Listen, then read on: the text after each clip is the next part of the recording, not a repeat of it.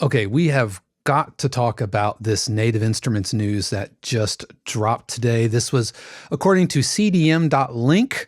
According to insolvency documents, Berlin-based Native Instruments is in preliminary insolvency proceedings.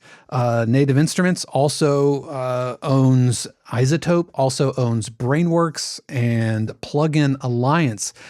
Arguably one of the biggest players in virtual instruments, and I think the biggest player when it comes to sample engines. The Kontakt engine is everywhere. And the idea that Native Instruments as a company has more debts and financial liabilities than their assets.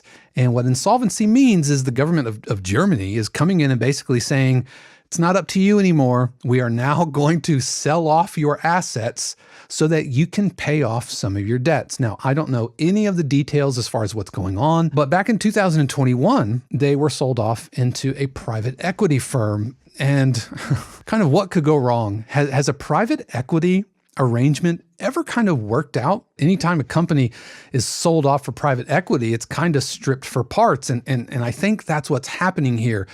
But the really scary thing is between the Maschine to the Komplete controllers. I have a Komplete controller right here on my desk. And so what happens to that? What happens to Kontakt? I mean, how many Kontakt instruments do we have? And I'm not talking about just the ones that come with Komplete.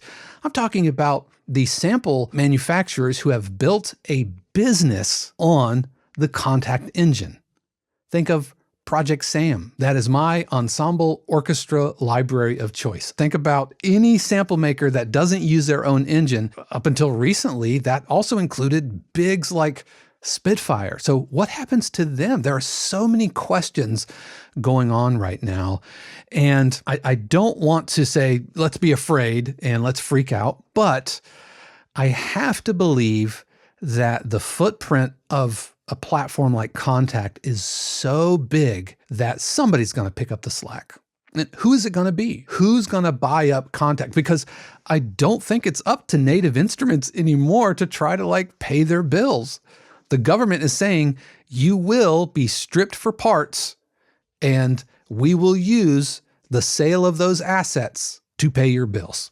I don't know. I've got a bad feeling about this. And what's going to happen in the short term? I think it will be kind of business as usual. But if you have some sounds that you haven't downloaded from Native Access, I would download and back up all of those libraries right now. If you are a sample manufacturer, I would absolutely be thinking about how to migrate your libraries and your virtual instruments to another platform like Decent Sampler.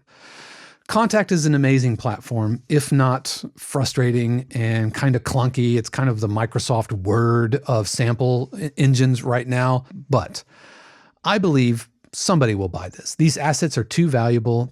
The install footprint is too big for somebody not to come along. And it could be a company like Splice. You know, we saw Splice and Spitfire merge. I think it's working out pretty good. I like the idea of being able to rent to own and Splice and some Spitfire instruments and all of that. But who knows? Maybe Splice comes along and picks up the slack. But what does it mean for the other assets in Native Instruments portfolio? What does it mean for Reactor?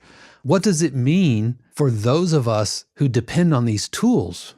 What does it mean for the long-term support and sustainability of those? I got to tell you, if RX goes away, I don't know what I'm going to do. I use RX basically every day to clean up audio for the audio for this very video that you are watching right now. I use RX to remove mouth noises and air conditioning and all of that. But how did Native Instruments get so upside down? I don't know.